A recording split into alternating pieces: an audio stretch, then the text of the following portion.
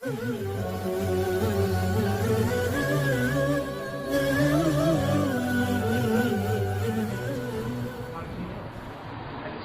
even exist? Okay, let me give you some evidence. I read this book last night. How do you find it? Terrible. Okay. This is disgraceful. Give me some You contention. clearly have some money here because you can put up these nicely printed booklets. But You have money, you have a very nice suit on.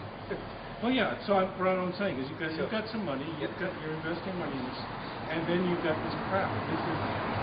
This is rehashed creationist nonsense. This is the same stuff we've been dealing with in the United States for the last 50 years. Okay. And there's absolutely nothing in here that's original. Okay. And all of it's been frequently refuted. So. But what we just made are statements and generalizations. You haven't given any substantive. What do you mean? I mean, do you disagree that, for example, when we talk about... Well, you make the first cause argument. No, we don't actually. It's actually called the Kalam cosmological argument. It's a rehashed version, it's a modern version that has good premises and if you study logic... Okay, let me give it to you very in summary, right? Okay, give me the summary. There's two premises here. Whatever begins to exist is a cause.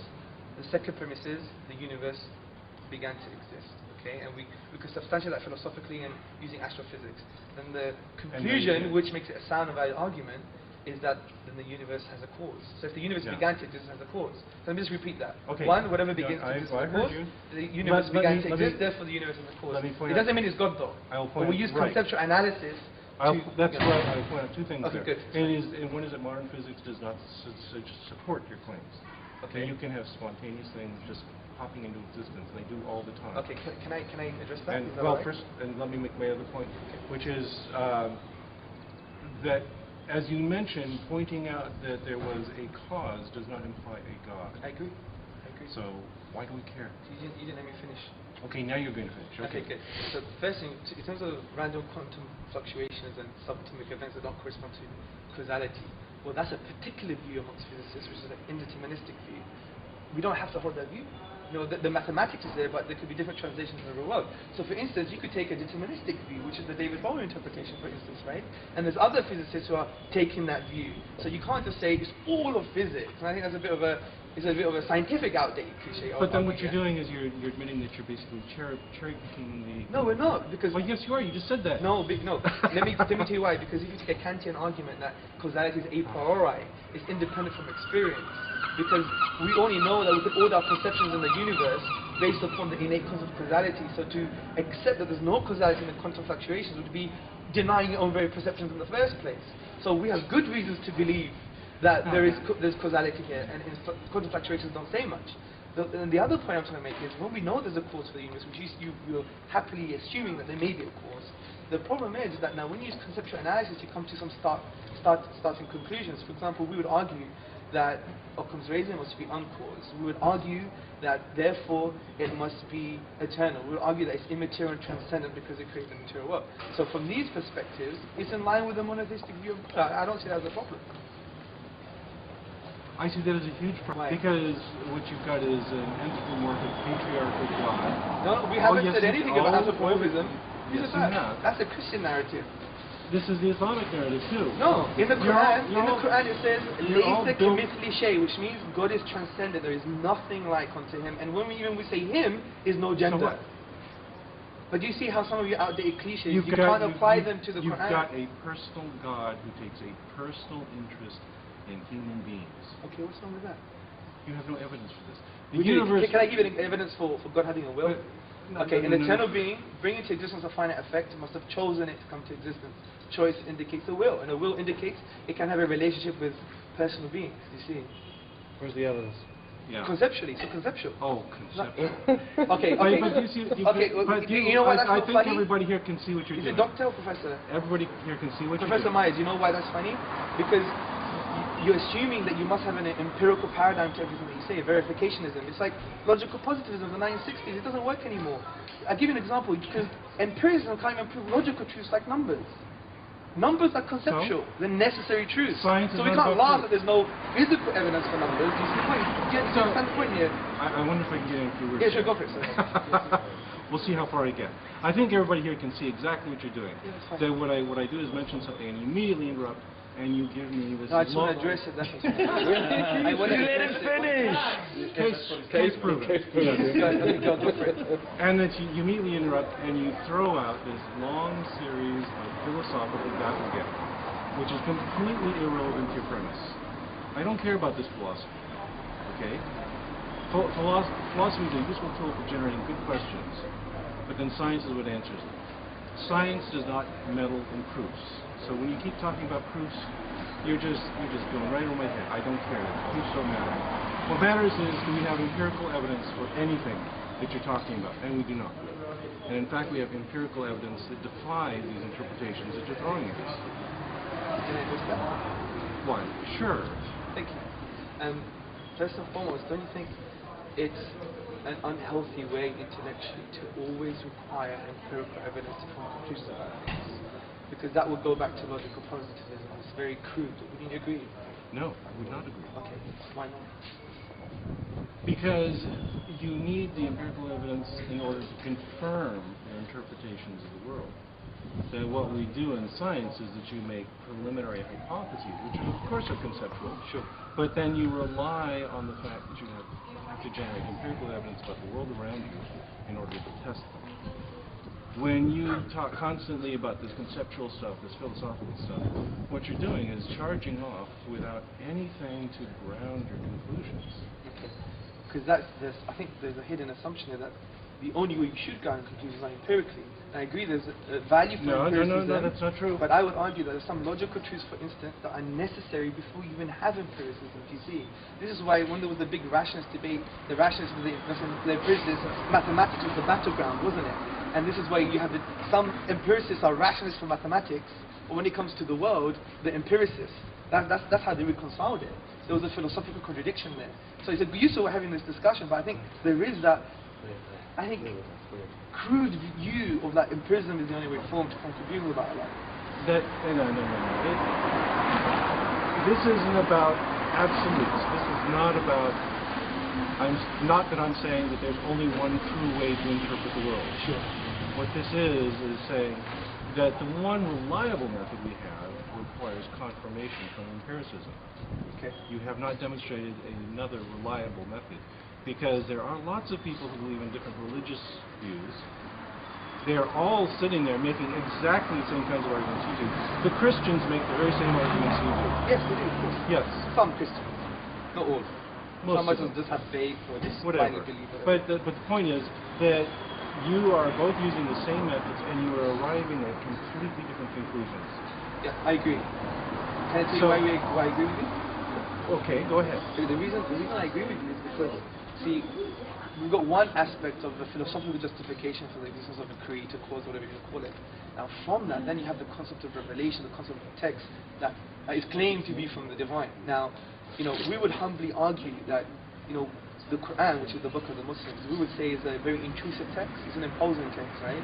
But this imposition, we would argue, is positive because, frankly, I think it just makes you think. For example, the Quran says, أَفَلَا تَعْقِلُونَ? Do you not use your brains?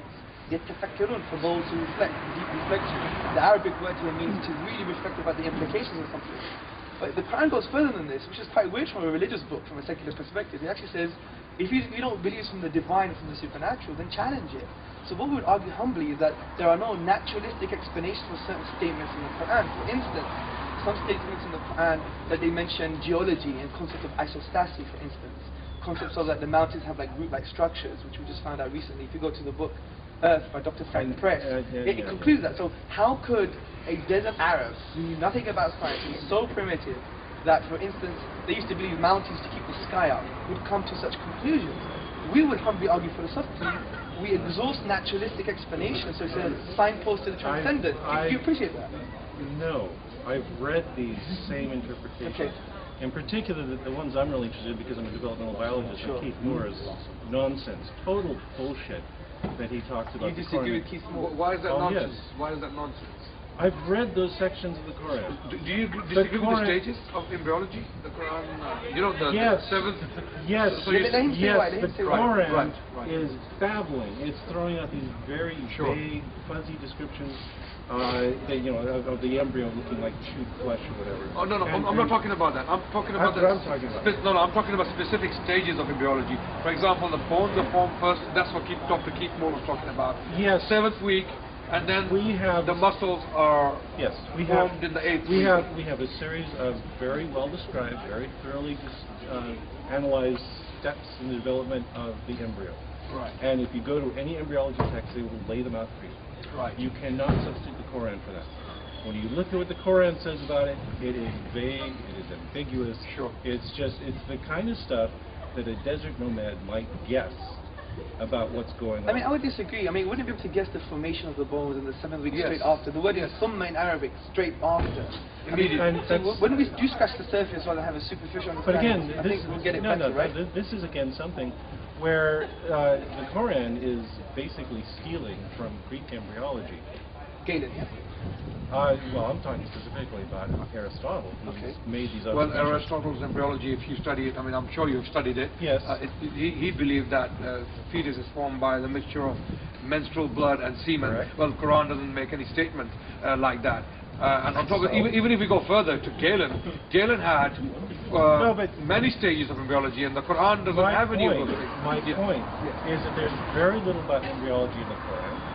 What there is... Details are not there, you're right. Yeah, the details are not there. And what details are there are obviously cribbed from Aristotle.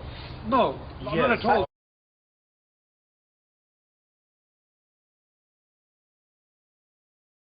You can't make that link. The reason you can't make that link is because you would have to assume that the Prophet Muhammad, peace and blessings be upon him, would have known what was right, taken it, and then threw away what was wrong. I mean, that's a big assumption. You're claiming supernatural here. What I would say is that Muhammad was a man of his times, that he was consulting with scholars at the time, that these were ideas that were current and common. But there's no empirical or historical evidence for that. There isn't. But it's just an assumption. But that's faith. I have faith that the Prophet Muhammad borrowed things from scholars. Yes. That's faith. A man of faith, ladies and gentlemen. That is a reasonable assumption. No, the alternative is to assume but the history is counter to that. The history is counter to that. You see, you're saying that Muhammad was some kind of extremist living in a cave for all of his life? No, what I'm Not saying at all. was, even if your assumption was true, it would still be incorrect because the scholars of science at the time had no idea. They had absolutely no idea what was going on with the science. They thought that mountains were keeping the sky up. And that's not true either. Exactly. But this is why that's not true what you're saying about the scholars of the time. In Arabia, definitely that was the case. Well, and in fact, there were no scholars in Arabia. In his city, there were only 17 people who could read and write. Forget the sciences and the complicated knowledge of scriptures. There were only 17 people in his entire tribe who could read and write. I'm just kind of surprised that your argument rests on the fact that you're arguing that Arabs were ignorant nomads who knew nothing at all. Yes, this is what we said. Yes. There were people who were killing many Europeans at that time as well. I mean, a lot of people. I think the historical evidence shows that there's much more trade and communication going on than giving people credit. Well, you can be ignorant and do trade. I mean, we have people doing trade today who are ignorant. And look at the bankers today, man, what they've done to us. They've kept all our money. And with trade comes information. Like I say, when we look at the descriptions of embryology in the Quran, and we look at the descriptions of embryology in Aristotle, sure, they're the same. Well, in what way, sir? Would you like to give us I just think they're the same. The discussion of the development of the bones, etc., all these things, the fairly crude stages that are described in Aristotle, it's obvious. They have a point there. I'm willing to accept that. What I'm saying is, I'm willing to accept that there may be similarities, not that Quran borrowed from Aristotle. My contention is that the specific stages described in the Quran, how does that match with what Aristotle said? I mean, those stages are quite peculiar to the Quran. Quran is quite unique in describing those stages because the bones are formed first and then the muscles, and this is how would a desert nomad know that? Right now I'm laughing at this idea that this is a specific description of embryology. Yes, bones develop first, then muscles. I agree, it's general. No, I agree with you, it's general.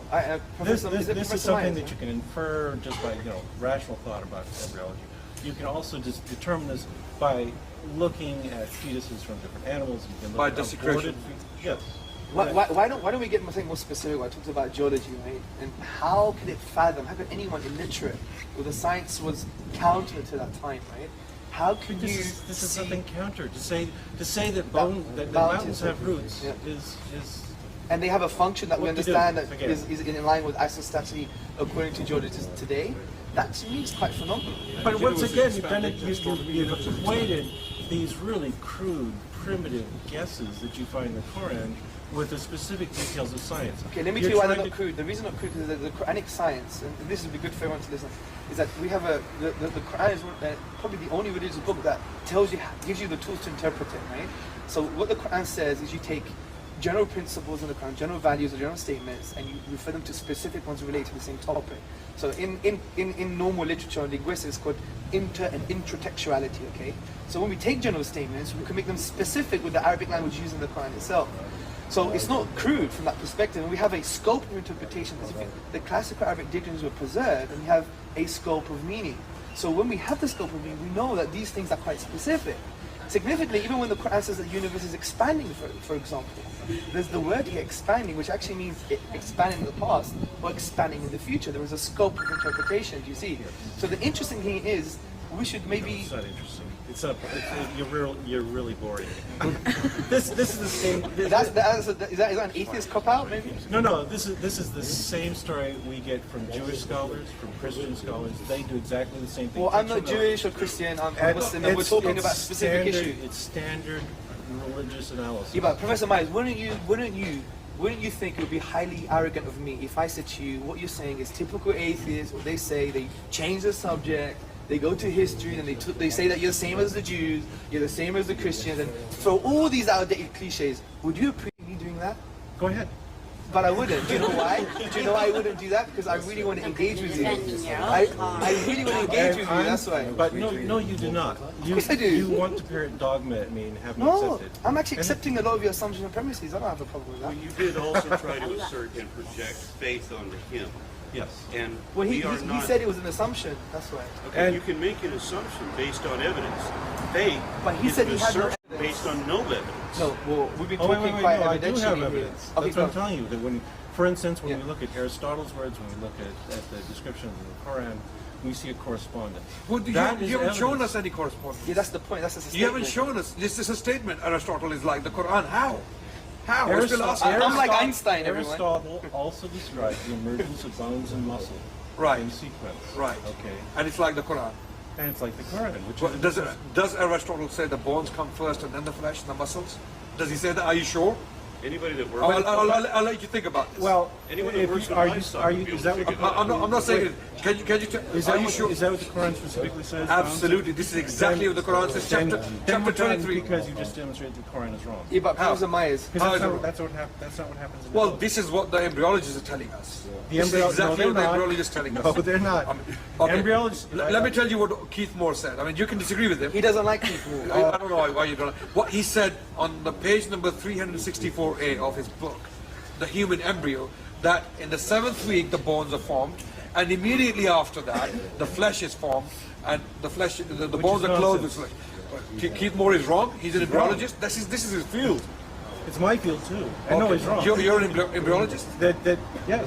Oh, great! Wow, that's news to me. Okay. So that's wrong because what happens first is you have differentiation of mesoderm. Right. That within the mesoderm you have segregation into things like embryonic mesenchyme, and then you have these cartilaginous centers that will form bone. Right. And these are forming simultaneously with each other. Right. Simultaneously. Yes. Even if that's the case, the Quran is right. Because thumma is very, even if that's the case, linguistically, the Quran is right. Thumma literally can in Arabic language means things happening simultaneously. Parallel as well. Yes. But that's besides the point. I have a question Wait, for you. let me Professor Myers, I think what's interesting, even if you're right, that means we would have to assume that the Prophet Muhammad, peace and blessings upon him, actually used to go and look into biology. He was a biologist. He would actually go and investigate things about He was an mountains. astronomer? He must have had a library of an Alexandrian magnitude. So even when you make these assumptions, it's still problematic. He was a Wait, no, geologist? because this is what I've been telling you. Sure. There are no embryological details of any points in the Quran. Well, This is not stuff. the details are not there. You're right. You're right. This The is details not are stuff not that there. requires a huge library to figure out. This requires a passing acquaintance with general knowledge about the primitive state of biology at the time. That's a fair point. Are you willing to accept now that Muhammad possibly had general knowledge about astronomy, hieroglyphics? He had knowledge of, for example, geology. Yep. He's talking about isostasis, something about isostasis. Okay, so he must have been going around studying with some scholars in Arabia.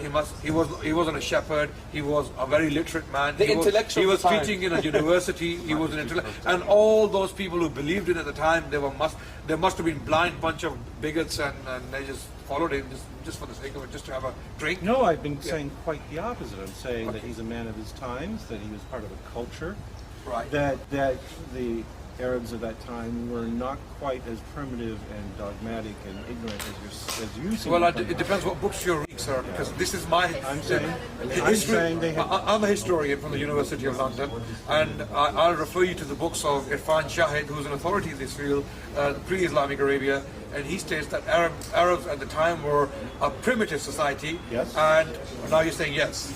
Oh no, I agree. They were. They were primitive in the sense they were not, That's exactly what I'm saying. there was no Arabic language you- written down at the time.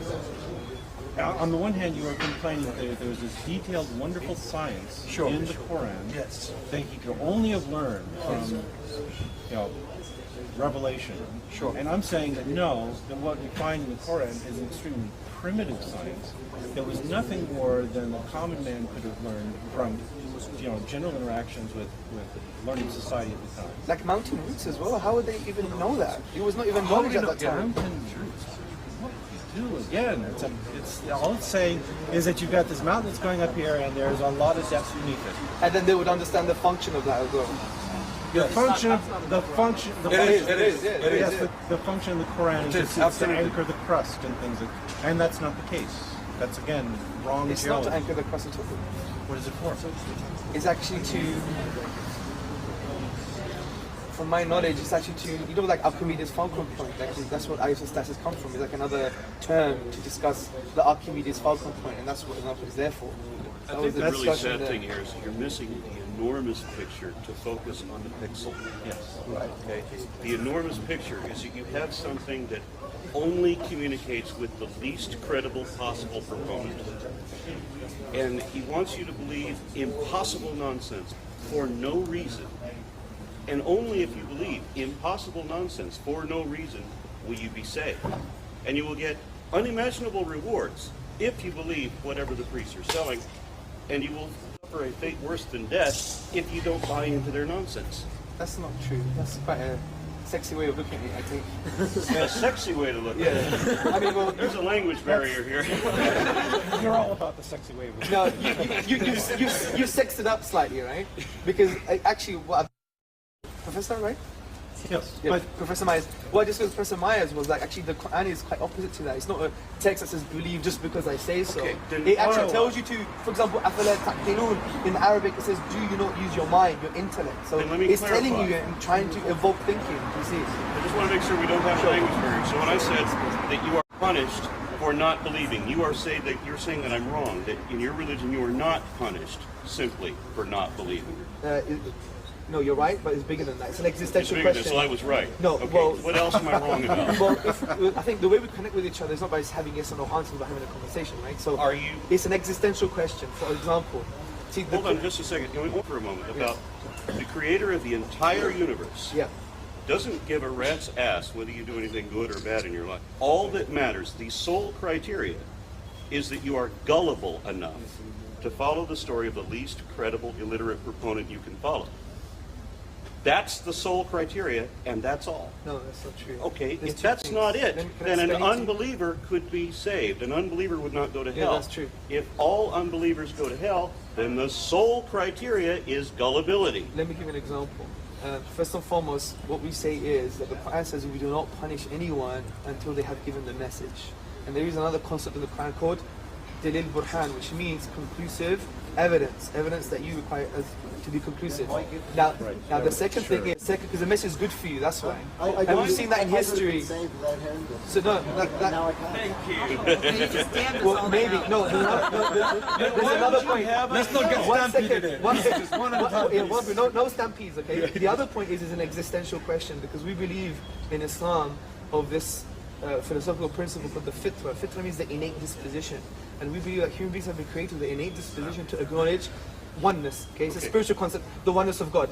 And what we say is, when we deny ourselves, that's why the question who you are is an existential question in the Quran. Saying, who are you? Are you just a product of American society? Are you a product of capitalism? Are you a product of communism? Are you a product of the system? Are you a product of your parents? If you are, then who are you? You're just like a social biological robot that someone types in the code and you just act in accordance. And the Quran says, don't do that. Think about your reality. And it says, are you just going to follow your forefathers? And it says, literally, even if they were based on no knowledge, it's an existential question.